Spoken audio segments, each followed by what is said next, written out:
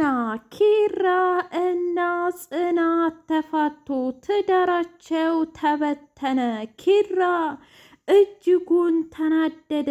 ኪራ እሳት ለብሶ እሳት ጎርሶ ቀለበቱንና የፊርማ ወረቀቱን ቅድድድ አድርጎ ቀለበቱን ከእጇ ላይ ከጣቷ ላይ አውልቆ በሂጂ አንቺ እኮ ድሮም ለእኔ አትመጥኘኝም፣ ትሰምኛለሽ? እንዳንቺ አይነት ሴት እንዲኖረኝ አልፈልግም። ሚስት ማለት በጣም ታጋሽ ሩህሩህ ስትሆን ነው እንጂ እንዳንቺ አረመኔና ጨካኝ ሚስት ቤቴ ቤቴ የማትል ሚስት አልፈልግም ብሎ አስወጣት። ምን?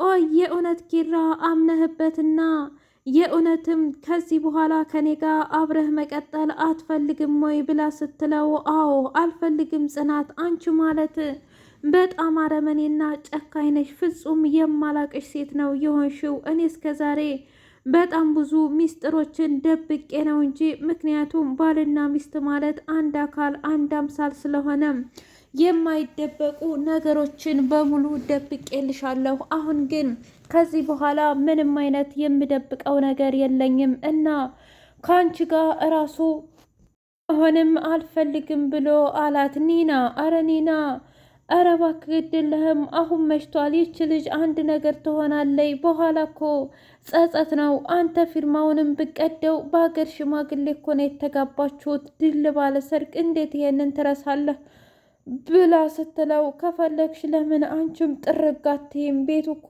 የራሴና የራሴ ብቻ ነው። ስለዚህ አርፈሽ ብትቀመጪ ይሻልሻል ኒና፣ ካልሆነ ግን አንቺንም ጭምር ነው የማባረርሽ ብሎ ሲላት፣ እኔማ እንዴት አድርጌ እባረራለሁ? እኔ እኮ ለራሴ የምበላበት ለራሴ የቅባትና የሻምፖ እንኳ እንዴት እንደማመጣው እኔ ነኝ የማውቀው ኪራ። ስለዚህ እንደምንም ብዬ ለመኖር ስልና ነገን አዲስ ብርሃን ለማየት ስል አርፌ እቀመጣለሁ። ምንም እንዳልተናገርከኝና ምንም እንዳልከፋኝ አስመስዬ እኖራለሁኝ፣ አታስብ ብላ አለችው። ቢሆን ነው የሚሻልሽ፣ እመኝኝ፣ ካልሆነ ግን ከባድ ችግር ነው የሚፈጠረው ብሎ አላት። እሺ አልኩ አይደለም እንዴ? ቆይ አንተ ግን በዚህ ልክ ለምንድን ነው ጽናትን እንደዚህ የምታደርጋት ብላ ስትለው፣ እስኪ ንገሪ ኒና፣ የእውነትን ያጠፋሁት ነገር አለ እንዴ? ማጥፋቱንም አጥፍተሃል። ምንድን ነው ያጠፋሁት? እስኪ ንገሪኝ።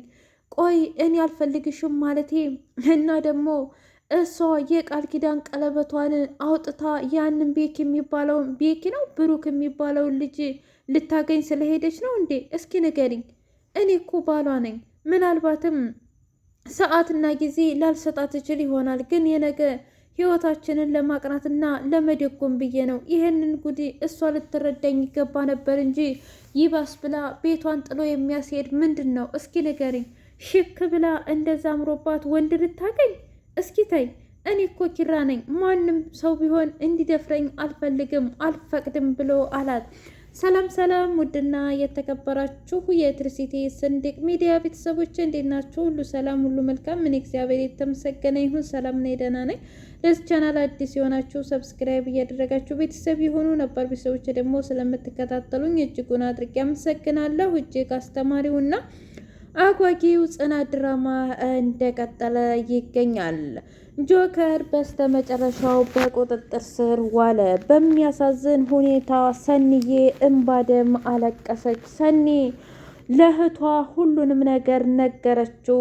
እናም እኔ ለኪራ ብዬ ነው እዚህ ሁሉ ጣጣ ውስጥ የገባሁት። ምናልባት የኪራን የቤቱን ጉዳይ አሳልፌ ብሰጥ ኑሮ ይህ ሁሉ መከራና ስቃይ አይደርስብኝም ነበር እህቴ።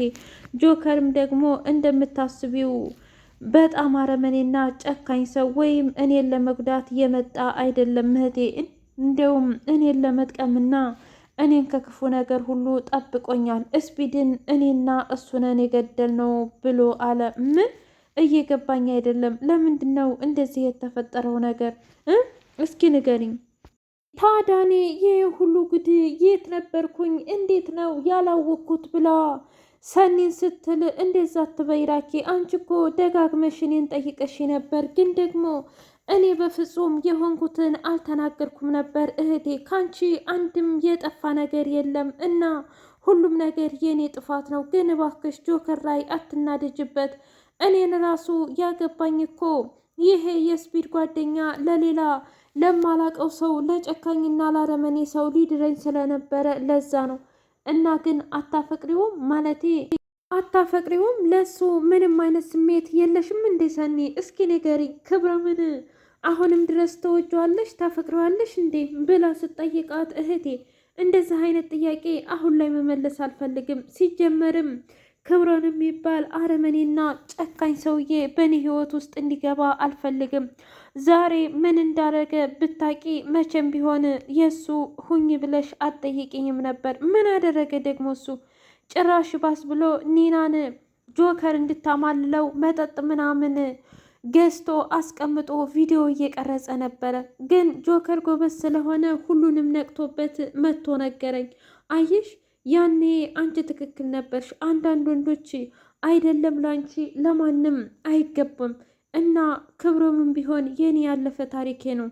ግን አሁን ላይ የሚያሳዝነኝ አንድና አንድ ጆከር ብቻ ነው። ምክንያቱም ገና በልጅነቱ ለእኔ ብሎ ነው እስር ቤት የገባው እህቴ። ያኔ ምናልባትም እሱም በእስቢድ ጎን ሆኖ በነበር እኔ በህይወት አልኖርም ነበር። እናም ሁሉም ነገር ያበቃ ነበር። እንዴ ታዲያ እኔስ ማናለኝ እህቴ? ቢሆንም አሁን ላይ እስኪ ንገሪ፣ እኔ እንደ ነፃነት የምንሸራሸረው እኮ በሱ የተነሳ ነው። ቆይ ግን ለምንድን ነው በሰዓቱ ታዲያ ሆስፒታል ያልወሰዳችሁት ብላ ስትል፣ እውነት ለመናገር እኔማ ሆስፒታል መሄዱን ያኔ አልፈለግኩትም ነበር። ለምን ሰኒ? አንቺ እኮ ይሄን ያህል አረመኔና ጨካኝ አይደለሽም። አዎ እህቴ፣ ጨክኜበት ሳይሆን እኔ የፈለግኩት ቶሎ ማምለጤንና ቶሎ ነፃነቴን ነበረ እንጂ ጆከርማ ሂደን እንየው ብሎ ሲለኝ፣ ኧረ እባክህ ተው፣ በዙሪያችን በጣም ብዙ ሰዎች አሉ እና እነሱ ይመለሳሉ፣ በቃ እባክሽ እንሂድ ብሎ ስላለኝ በቃ ሄድን። እህቴ ስለዚህ ነገር ባናወራበት ደስ ይለኛል ብላ ስትል፣ እሺ እኔ እኮ ላንቺ እንዲቀልሽ ብዬ ነው ሰንዬ።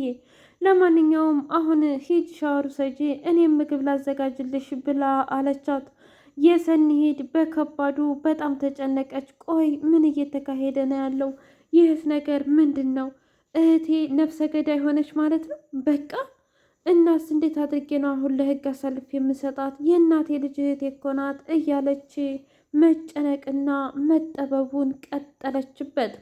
በሌላ በኩል ጽናትዬ እንግዲህ ጎዳና ወጣች። ኪራ እንደዛ በለፋችበት ቤትና እንደዛ በማሰለችበት ቤት እንደ ክብር እንደ ንግስት ሊያከብራትና ሊወዳት ሲገባ፣ እሱ ግን ቀለበቱን አውልቆ ሂጂ፣ አንቺን እኮ ያገኘሁሽ ከሰራተኝነት ነው እንጂ ከሌላ ከምንም አይደለም። ስለዚህ እዛው የምትወጂውና ለሊት ላይ ተነስተሽ የምትጀነጅኑ ቤኪ ባልም ጓደኛም ሁለ ነገርሽም ይሁን ብሎ አባረራት።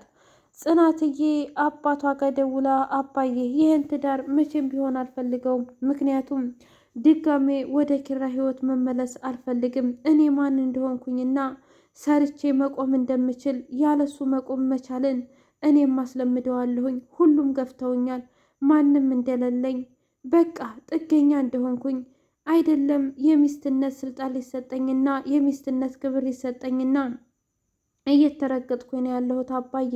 ስለዚህ ከዚህ በኋላ እባክህ በልጅህ ምንም ነገር እንዳታዝንባት፣ በምታደርገው ነገር ሁሉ ጸሎት እንጂ እርግማት አደራህም ብላ ስትለው፣ እኔ ልጄ አንቺን ደስ ይበልሽ እንጂ እኔ ምን አሸይም ብለሽ ነው? እኔ በሁሉም ዝግጁ ነኝ። አንቺን እንዲከፋሽ ግን መቼም ቢሆን አልፈቅድም። ኪራ ምን አድርጎሽ ነው ብሎ ሲጠይቃት፣ አባዬ ስለ እሱ መናገር አልፈልግም፣ ግን ደግሞ አታስብ፣ ሁሉንም በቅርቡ ዋጋቸውን እሰጣቸዋለሁ ብላ ለአባቷ ተናገረች። አባቷ ለእሷ እሺ እሺ ብሎ ቢዘጋውም እንኳ ቆይ ያ ሁሉ ትዳርና ያ ሁሉ ነገር ሁሉም ነገር አበቃ ማለት ነው? ቆይ እንዴት እንደዚህ ሊሆን ይችላል? እንዴት እያለች መጨነቅና መጠበቡን ቀጠለችበት። ኪራ አሁንም ምንም አልመሰለውም። ጭራሽ ብትመጣ ባትመጣ እኔ ምን አገባኝ? እኔ ምን የሚመለከተኝ ነገር አለኝ እያለ መለፍለፉንና ወሬውን ቀጥሎበታል። ውድ የትርሲቴ ሰንድቅ ሚዲያ ቤተሰቦቼ የዛሬው ይሄን ይመስል ነበር። በቀጣይ እስከምንገናኝ ሼር፣ ላይክ፣ ሰብስክራይብ እያደረጋችሁ አበረታቱኝ ውዶቼ። እወዳችኋለሁ። ባይ ባይ።